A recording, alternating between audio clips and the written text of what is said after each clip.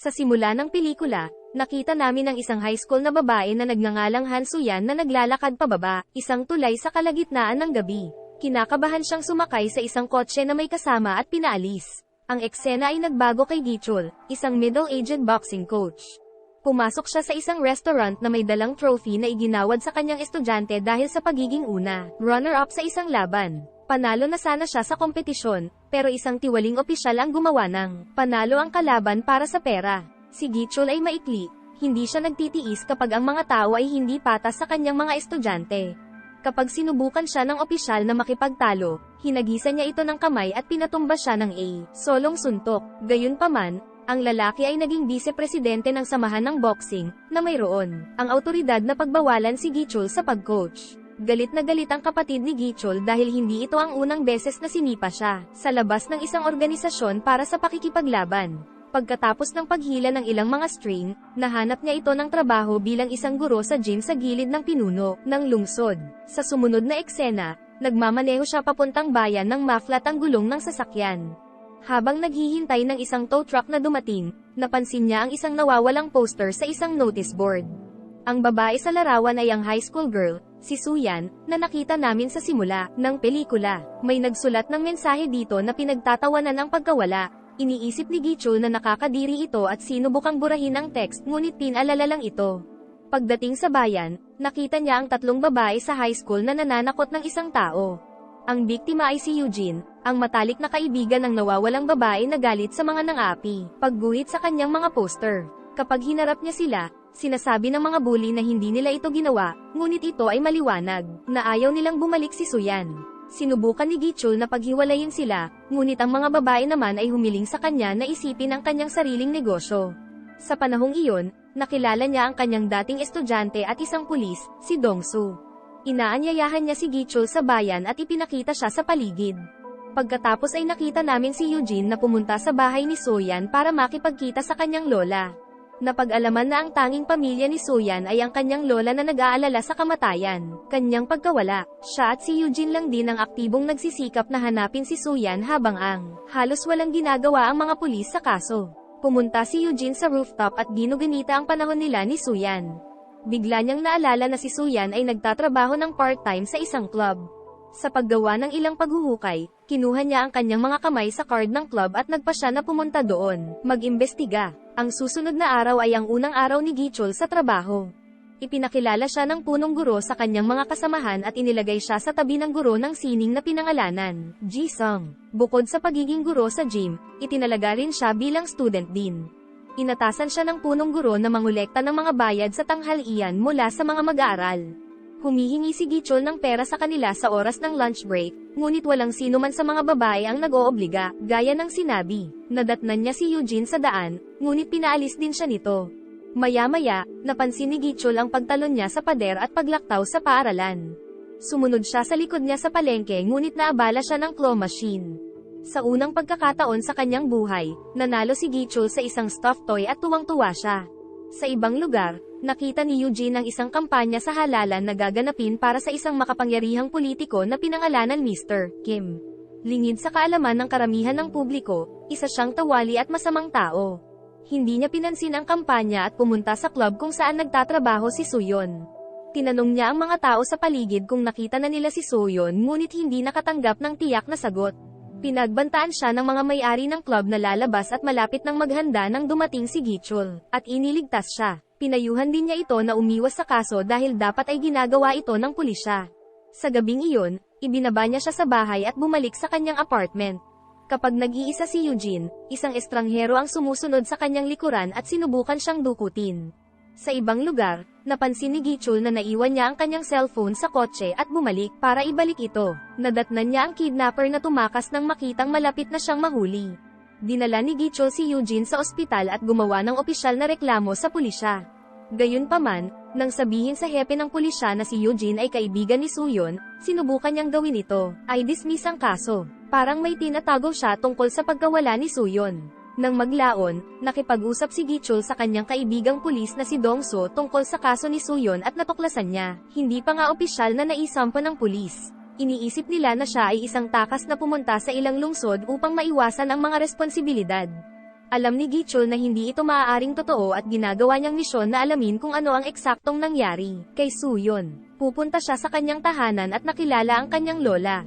Kung siya ay sumulat ng isang formal na liham sa istasyon ng pulisya at pumirma sa isang form ng pahintulot, ang pulis ay walang paraan kundi maghain ng nawawalang ulat. Gumagana ang plano at isinampa ni Dongso ang kaso para sa kanila. Si Gichul ay gumagawa din ng ilang paghuhukay tungkol sa kaso sa paligid ng paaralan. Sinabi niya na si Suyon ang pinakamasamang estudyante na mayroon sila. Kalahati ng taon siyang wala noon at itinuturing siyang baliw. Iminumungkahi ng guro na lumayo siya sa kanyang kaso para sa kanyang kapakanan. Narinig ni Eugene ang pag-uusap nila tungkol sa kanyang kaibigan at galit na galit. Hinailan niya si Gichul sa tabi at iginiit na lahat ay nagsisinungaling sa kanya upang itago ang tunay na dahilan, ang pagkawala ni Suyon. Hindi alam ni Gichul kung sino ang nagsasabi ng totoo. Bago umalis, tinanong siya ni Eugene kung ano ang gagawin niya kung anak niya si Suyon. Ang tanong ay nagpapaliwanag sa kanyang pag-iisip, na nagparehistro sa kanya na kahit na si Suyon ay isang takas, kailangan niyang mahanap. Kasunod nito, nakahanap si Gichul ng isang grupo ng mga batang babae na naninigarilyo sa banyo. Tumingin-tingin siya sa paligid para hanapin ang mga pakete ng sigarilyo ngunit sa halip ay may nakita siyang hidden camera sa isa, ang kwadra. Agad siyang pumunta sa principal para ipaalam ang sitwasyon. Hindi siya binibigyan ng pagkakataon ng principal na makipag-usap at gusto niyang manatili siya sa labas ni Suyon. Kaso, ang komento ay hindi gustong sabihin sa kanya ni Gichul ang tungkol sa camera. Kaya naman, ibinalik niya ito at tinitingnan mismo ang nilalaman nito. It turns out that the camera was set by the art teacher, Jisung, who happens to station sa tabi mismo ng desk niya. Tinawag siya ni Gichul dahil sa pagiging pervert pero nalaman niyang umalis na siya. Bahay. Kinuha ang pagkakataon, dumaan siya sa laptop ni Gisong at nagulat siya nang makita ang text, mga mensahe sa pagitan nila ni Suyon. Noong gabing nawala siya, nag-text siya sa kanya na sunduin siya sa tulay. Halatang may alam siya tungkol sa kaso. Agad na tinawagan ni Gichul ang kaibigan niyang pulis ngunit hindi niya ito sinasagot. Pagkatapos, tinawagan niya si Eugene at tinanong kung nasaan siya. Siya pala ay nasa isang kotse kasama si Gisong, na nag-alok na ihatid siya pauwi. Lihim na sinabi ni Gichul sa kanya ang lahat ng nahanap niya tungkol kay Gisong at hiniling sa kanya na mag-ingat. Matalino niyang sinabihan si Gisong kung saan sila pupunta at i-text ang lokasyon. Gichul para madali niya itong mahanap. Pagkatapos, napansin niya na ang susing singsing ni Gisong ay kamukha ng dating pagmamayari ni Suyon. Nagtatanong siya tungkol sa kanya ngunit natamba siya ng isang suntok. Nang imulat niya ang kanyang mga mata, nasa sahig siya ng kanyang kwarto, nakatali at nakabusangot. Nakita niya na nasa aparador ni Gisong ang telepono ni Suyon. Bago niya magawa ang anumang pinsala sa kanya, dumating si Gichul at pilit na pinasok ang bahay. Sinubukan siyang pigilan ni Gisong ngunit hindi siya nagtagumpay laban sa dating pambansang kampyon sa boxing. Sinuntok siya sa sahig at tinalian. Nakiusap siya kay Gichul na huwag siyang isumbong dahil matatapos na ang kanyang career.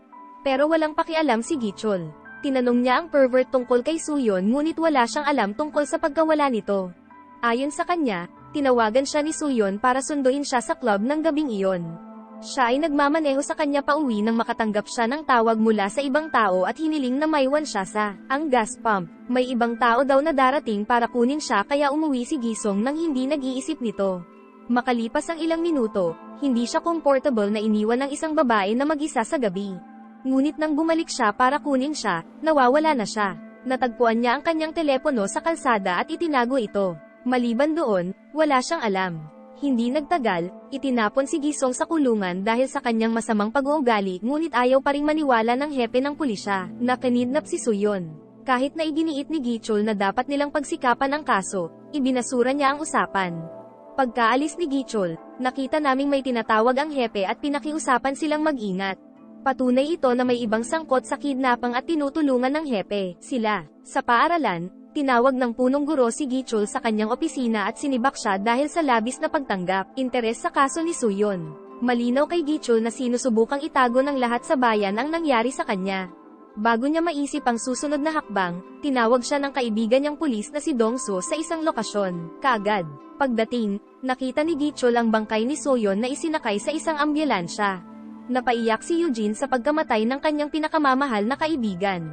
Naiintindihan ni Gichul na dapat ay si Eugene din ang pinupuntirya ng mga pumatay dahil siya nga, ang pinakamalaking banta para sa kanila sa ngayon. Pumunta sila sa ospital para makipagkita sa lola ni Suyon na may sakit. Lumalala ang kanyang kalagayan nang ipaalam sa kanya ang pagkamatay ng kanyang apo. Sa ibang lugar, narinig ni Dongso ang kanyang mga nakatataas na nag-uusap at nadiskubre na kinukuha ng pinuno, pera mula sa isang tao upang itago ang kaso. Nagpasya siyang gumawa ng sarili niyang investigasyon at ninakaw ang telepono ni Suyon na natagpuan kanina. Matapos itong ayusin at basahin ang mga text, nakita niyang may nakausap na babae si Suyon, mula sa club na pinangalan ng Isol. Ipinaalam niya kay Gichol ang tungkol sa ginang ngunit pagkatapos ng tawag, may kumatok sa kanya, sa likod. Pagkatapos ay pumunta si Gichol sa bar at nakilala ang ginang. Sa pagpipilit, ipinahayag niya na dating part-time na mga awit si Suyon sa club. Noong gabing nawala siya, ang politiko na si Mr. Kim, ang chairman ng bar, at ang pulis, nagtipon ng inspector sa club. Habang nagpe-perform siya, nakatanggap siya ng tawag mula sa ospital na nagsasabi na ang kanyang lolang may sakit. Humingi siya ng pahintulot sa chairman ngunit nagsimula itong gumawa ng masama sa kanya. Maya-maya, tumakas siya habang hinahabol ng may-ari ng bar. Hindi alam ni Isol kung ano ang nangyari sa kanya pagkatapos noon. Inatake ng may-ari ng bar at ng kanyang mga tauhan si Gichol ngunit nagawa niyang labanan silang lahat. Kapag ang may-ari na lang ang natitira, tinanong niya ang lalaki kung bakit niya pinatay si Suyon. Sa takot, inamin ng lalaki na sinundan niya si Suyon ng gabing iyon, ngunit hindi siya mananagot para sa kanyang kamatayan. Sa katunayan, natagpuan niya ito sa isang pampublikong banyo na sinasakal hanggang sa mamatay. Ang taong pumatay sa kanya ay walang iba kundi si Jisung. Siya ay anak ni Mr. Kim at hindi natatakot sa sinuman dahil sa impluwensya ng kanyang ama. Siya ay umiibig kay Suyon at nang tanggihan nito ang kanyang pag-usad, pinatay niya ito. Matapos malaman ito, isang galit na si Gichol ang tumawag kay Dongso at natuklasan na mayroon si Jisung, nakalabas na sa police station. Ibig sabihin, nasa panganib din ang buhay ni Eugene. Kapag hindi niya kinuha ang kanyang telepono, agad itong sumugod sa bahay ni Jisung. Sa ibang lugar, nahanap ni Jisung si Eugene at dinukot siya sa ibang lokasyon, ngunit huminto pagdating ng kanyang ama sa bahay. Dahil ayaw malaman ni Mr. Kim na kanidnap niya si Eugene, ikinulong niya ito sa loob ng aparador bago tinanggap kanya. Galit na galit si Mr. Kim dahil sa lahat ng problemang idinulot ng kanyang anak. Inutusan niya si Jisung na pumunta sa US at hindi na bumalik. Sa turn, inakusahan siya ni Jisung na pumatay kay Suyon. Pagkatapos ay ipinahayag na si Kim ay tinawag sa pampublikong banyo upang asikasuhin ang bagay, ngunit nalaman niyang buhay pa si Suyon. Upang iligtas ang kanyang reputasyon, pinatay niya ito, tinatapos ang nasimulan ng kanyang anak. Pagkaalis niya, inatake ni Eugene si Jisung at nagawa niyang tumakbo palabas, ngunit hindi niya ginawa, matagal bago siya maabutan. Ilang segundo lang ang layo niya mula sa pagpatay sa kanya nang pumasok si Gichol at inatake siya. Matapos siyang bugbugin, dinala niya si Eugene sa ospital dahil malubha ito, nasugatan. Sa ibang lugar, nanalo si Mr. Kim sa halalan at nahalal bilang gobernador ng bayan. Mas malakas na siya ngayon. Nakikita ni Gichol ang balita sa TV at puno ng galit. Pinaandar niya ang kanyang sasakyan sa highway at nabangga ang sasakyan kung saan sinasakyan ni Mr. Kim. Matapos patumbahin ng driver, naglakad siya papunta sa politiko na nanginginig sa takot ngayon. Sinusubukan niyang takutin si Gichol, tinanong siya kung kilala niya kung sino siya, ngunit hindi magawa ni Gichol. Walang pakialam sa katayuan niya. Kinaumagahan, ang katotohanan tungkol kay Kim at sa inspektor ng pulisya ay nakarating sa pambansa. Balita, inaresto sila dahil sa pagpatay kay Suyon. Sa huling eksena, binisita ni Gichol si Eugene sa ospital at iniwan sa kanya ang palaman. Larwang na panalunan niya sa claw machine. Pagkatapos ay lumipat siya sa ibang lungsod, umaasang magsimula ng bagong buhay. Iyon lang mula sa video. Sana nagustuhan nyo.